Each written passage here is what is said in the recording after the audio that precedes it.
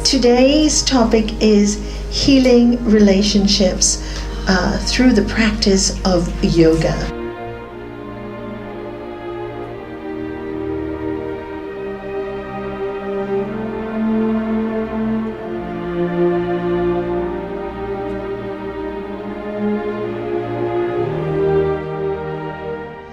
You know, we talk about nonviolence, we talk about truthfulness, we talk about all these great values that should give us peace in our lives. And many times we can talk about it, but there's no peace in our lives. So what are we doing wrong? And what is the right medicine to heal ourselves and to heal the broken relationships in our lives?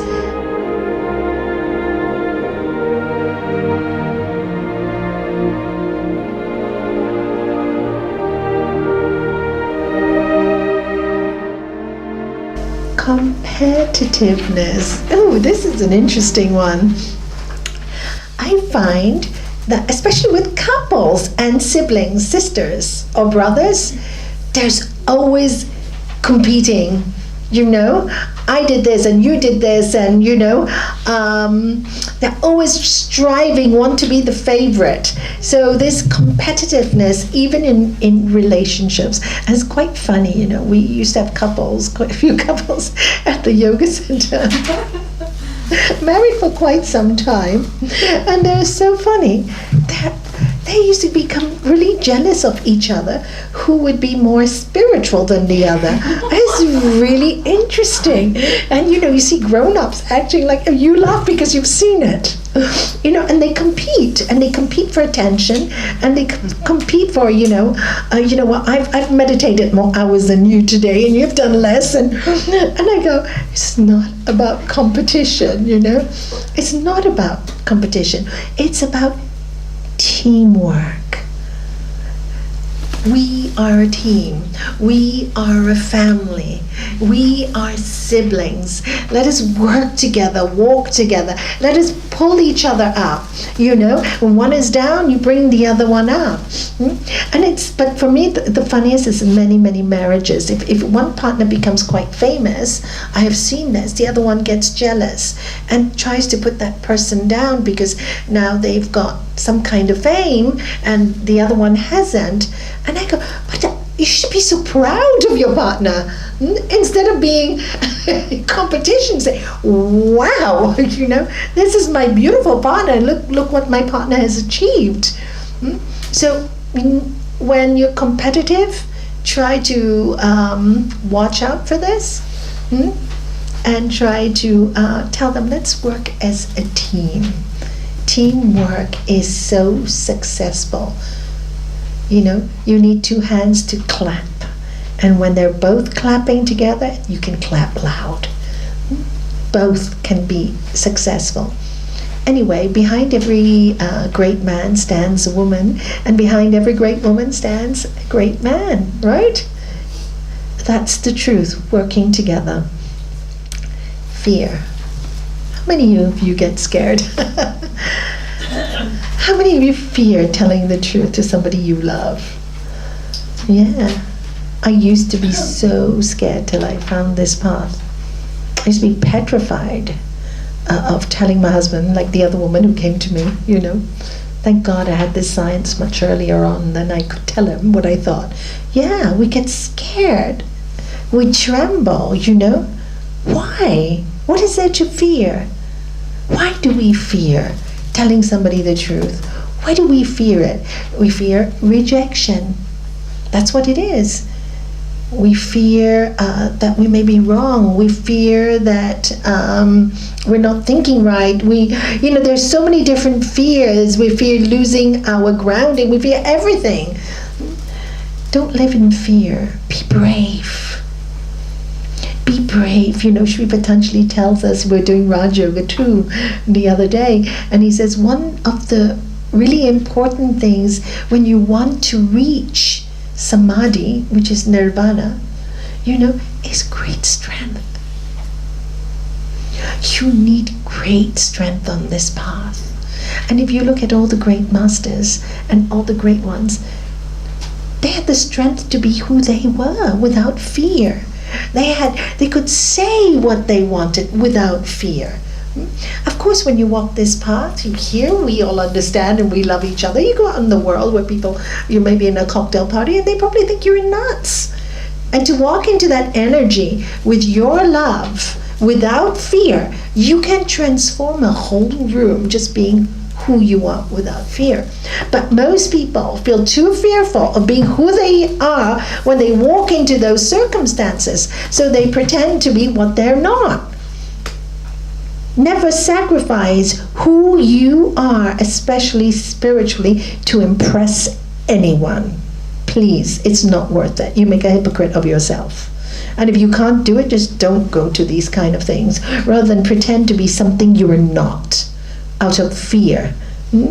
Because then you will always be confused about who you are. One side of you is so busy out there impressing people at the cocktail parties or this or whatever it is, and the other side of you going home and not feeling comfortable with compromising yourself to be something you're not. You won't respect yourself.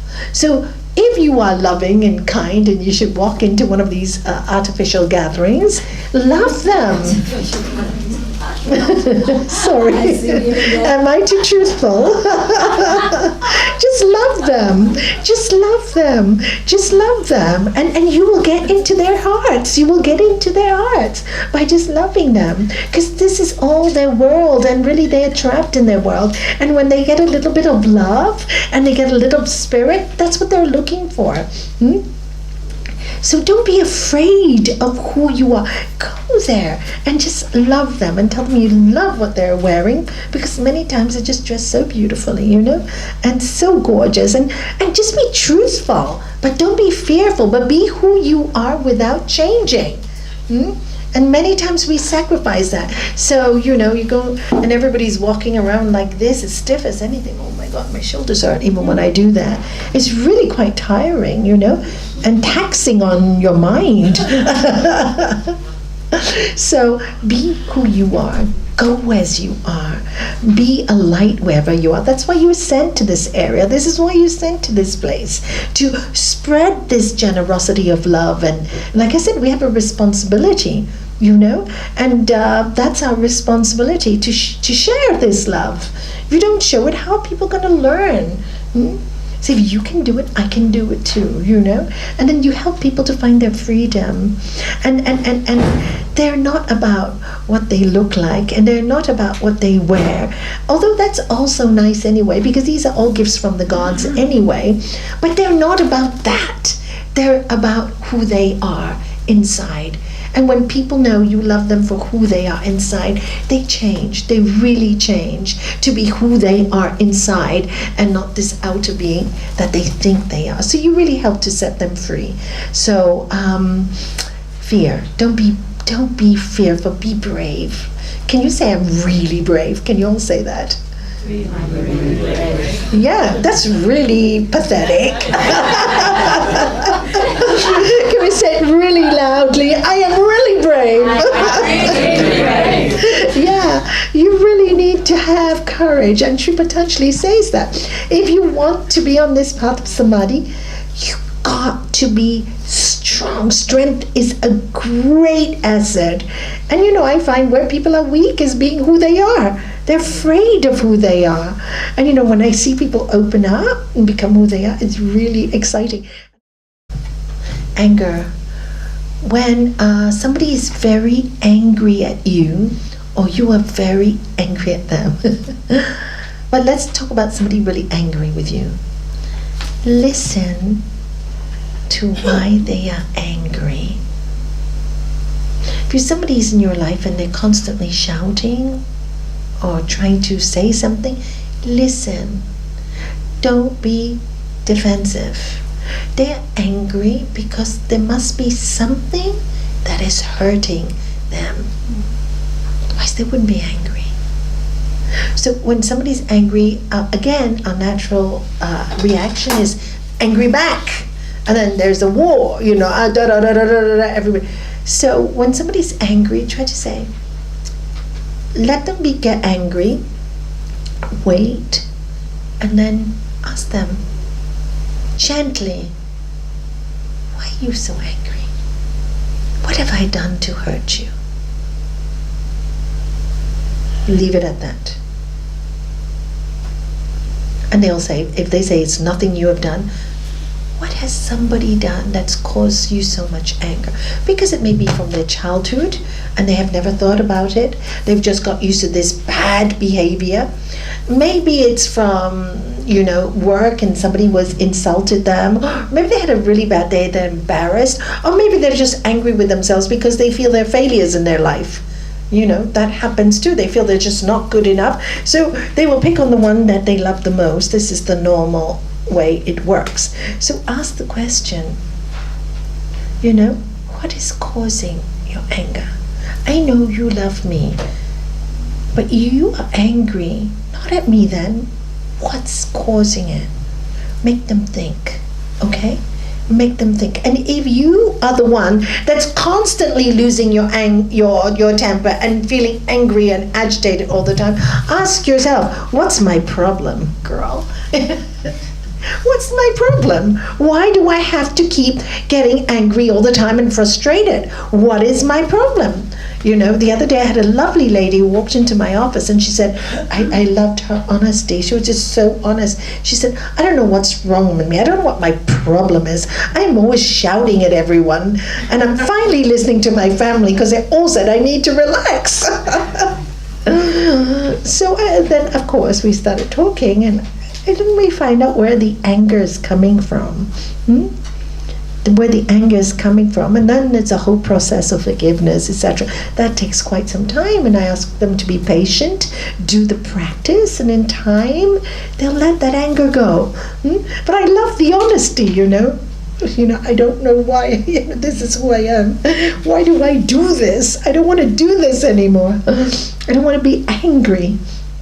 So possessiveness. Nothing and no one belongs to us. That's the medicine. Every time you find yourself thinking, this is mine, and then there's problems, you have to tell yourself, nothing. This is the higher yoga practice. You have to practice. There's no other way to get over this one. Nothing is mine. Nothing belongs to me. And really know it. Everything is on loan. Everything is on loan. The more you try to hold, the more they'll run away. They have to go, let them go. My master said this story. He said, somebody came to see him. Gurudev, my husband wants to divorce me. He doesn't love me. He wants to divorce me. And then Gurudev looks at them and said, good. And she goes, how can you say it's good? Well, why would you want to be with someone who doesn't want to be with you? Don't you think you deserve better? And isn't that the truth?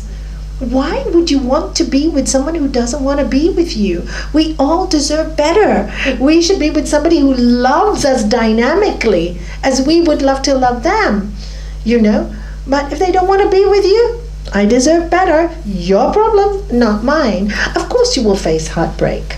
Of course you face heartbreak. But what is painful in the beginning, is actually nectar in the end, because after you go through your pain, which may take 1 year, 6 months, whatever it takes, or 2 years, what you'll realize is, wow, thank God he or she did that, because now I've met the perfect person in my life. Do you know?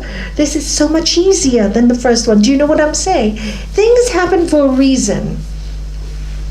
Always happen for a reason. We may not be able to see it at that time, and the pain is too great, but it's the pain, and that's why accepting pain is for purification. Knowing the pain has come to me for a reason. It's not pleasant. I just have to go through it. Yesterday, I was telling them in Gibraltar, I was listening to my granddaughter telling my other granddaughter a story about a bear in the forest. You may know this one. And it says, you don't go over it. You don't go under it. You go through it. You know that story? Oh no, so she was telling, Tara was telling Talia the story. And so I said, what is that again? She goes, you don't go over it, you don't go under it, you go through it. I said, that's really very yogic. Because when we are in pain, we try to either go over it and pretend, oh, you know what, I'm really okay, but you're really not okay. And then you go under it. Oh, I'm a victim, I'm miserable, I can't live, I can't do this, I can't live without you, right? Under it, you have to go through the pain. And that's our life. Who hasn't gone through that in this room? Who hasn't gone through a dark patch, I remember I met a young girl once when I first started this path. Oh, she was 33 at that time. I was 10 years older than her, or whatever it was. And she said to me, Nalanie, I don't think I'm interested in all this spiritual stuff. I've been so blessed. And I said, oh, I'm so happy. She goes, I've not needed any pain. I think the gods just have blessed me so tremendously. I was really so happy to hear that. 2 years later, she had the biggest shock in her life. She went through tremendous pain. So what I'm saying is, none of us escape it, do you see? And that's when she came and said, I want to learn, there's something deeper. It was actually her husband. He had an affair, which she believed he would never do. Never. Not my husband. Not me, Never gonna happen to me.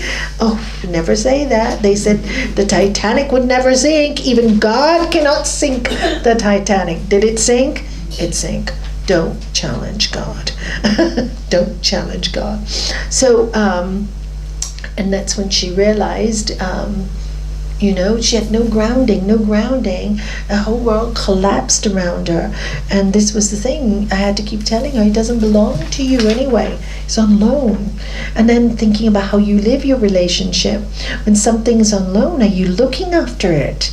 Are you looking after your mom, your dad, your brothers, your sisters? Do you care? Are you investing time in what is on loan to you? Or are you ignoring them? I always say it's really important once in a while to pick up a phone and just say to somebody, a brother or sister who lives far away. I try to do it, quite often, but we're a big family. I never think whether they call me or not. Never. I'll call them or WhatsApp them. Are you okay? I miss you. I love you. Doesn't matter if they haven't called me for months or years. At least I know if anything should happen, I've said my last words nearly every week. And I have a big family. But it's really important to do that. And you feel really good when you've done it. And you're not thinking, oh, why haven't they? Many people tell me, oh, but she hasn't called me for 2 months. So I said, so what?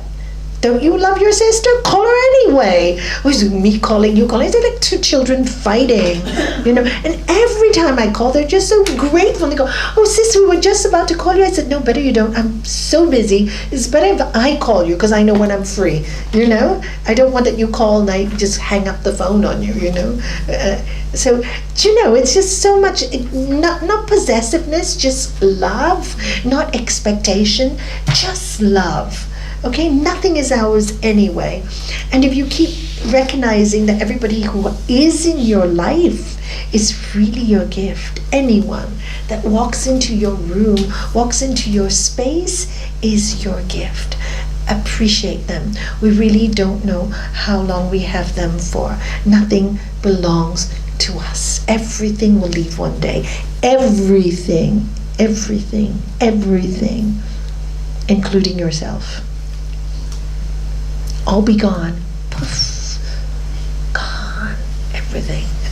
It's the truth. Oh, you thought I was going to sing that again.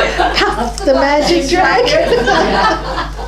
And it's all gone, And then you think, I've made so much fuss about all this stuff, and it's actually quite funny when you get spiritually elevated. You think, I spent so many years making so much fuss about all these things. What a waste of time. Where was I at? And this is the wonderful thing about, getting more and more in touch with spirit, knowing you are soul and you're, really spirit and consciousness. Nothing is it's just you're just enjoying the train ride through life, and during the train ride there's some good stops and there are some terrible stops on the way. Enjoy it all. and have a good laugh, And like my master would say, he said, when something bad happens to you, at least you have a story to tell. It's true. If everything's going, how are you? He goes, and everything went well, Gurudev. Boring, I tried to catch this plane, I missed this and I missed that. Wow, how exciting, so many things happened in that one day. And it is true. We can change the chip in our brain when things go wrong. Like somebody came to see me just a few days ago, and she goes, I had to get home quickly from a flight from London. As soon as I landed in the airport, good flight. I thought I'd make it plenty of time to get home to see, and do this and do this. Of course, the car breaks down, and they try to use the key, but there's some lock or something that the key doesn't come out, so then they have to take a taxi all the way 2 hours away to go home, get the second key. And she said, why do these bad things always happen to me when I only wanted to do good? I said, bad? That's not so bad. What's so bad about losing 3 hours? I was frustrated, I run. I said, control, control, control, control. Notice all your lessons. You're constantly wanting control the car, control the flight, control your kids. And then she goes, you know what? You're right. That's why these things always happen to me. Always, I said, one day when you just laugh about it, okay, the car doesn't work, don't get your whole family stressed out. We're gonna have 3 hours while we wait for Rase or whatever to come, or go home and just laugh about it. What can you do? What can you do? And really, when you let go of the situation, things work. We've seen the magic of it, but we've had quite a lot of these experiences when we've traveled. The time stops for us, so we get things that just miraculously happen for us. It's quite incredible, because when you're working in that vibration, it's abundant, right? It is everything. It is everything that there is. It is all. It will give you whatever you think. So if you think, I'm grateful for everything, even though you're going through the most toughest of times, it's going to give you what you want. Because as you think, are you seeing that? As you think, but the moment you start stressing, what are you thinking? I'm not going to make it. I'm not going to make it. I'm not going to make it. I got to make it. I got to make it. I have to make it. You're not going to make it. You're fighting. You're not flowing. So it's really quite interesting to work with the divine energy. It's fun. And control is the next one, which I just actually spoke about. Control. Letting go. What's the opposite of controlling? Letting go. Just when you get frustrated, watch yourself get frustrated. Watch it. Take a few deep breaths and say, you know what? I gotta let this go. I don't want to let it go. Okay, be miserable then. Just talk to yourself. Be miserable. And then think of something funny and go, I can't change this. I can't change it. So I'm just going to accept it. Accept it. And by talking to yourself like that, the heart loosens. Okay? So that is the way to do that. Untruths. Why do relationships go into such a bad place? Because people are not truthful. They lie to each other. They lie even over small things. I have somebody tell, I went for a drink with a friend, but I told my husband I was going to the gym. Why? Why? Why would you lie about something so unimportant? He might not like the idea that I went for a drink with a friend, but he wouldn't mind if I went to the gym. Why are you so scared to be you? If he finds out that you're lying, he'll think you're having an affair and your friend is a man, but it's just a girlfriend. That's even worse. Why do you do this to yourself? Just be truthful. And if he doesn't like that you can't even go out for a drink with your friend, then he's not much of a husband, is he? He should want you to be happy. So don't start creating situations that are so difficult, tying you in knots later on. Because the truth will always be found out. Always. You can only hide it for so long. You cannot hide it for the rest of your life. Truth always comes out. I've seen this again and again and again. You know, when people have been hurt very badly by lies, you know, especially in families, you know, say, but Nalanie, they got away with it and they lied. And I go, sit back. Time will tell. Just sit back. The truth will come out. May take 5 years, may take 7 years, may take 1 year, but it always comes out. I've seen it every single time. So be truthful. Try and practice this. This is a practice. Talking about practice, this is a personal practice. Practice. Why do I have to make up stories? Am I exaggerating the situation? Why do I need to exaggerate? Why do I need to say something about myself that is not truthful? You know, I need to be truthful. It's a great quality. So watch yourself. Watch yourself. Try not to lie. Lies are toxic. Thank you. I love that word. 100% true. Toxic. So toxic. To you and to everybody who has to face that lie. You know, they're toxic. So thank you for that one.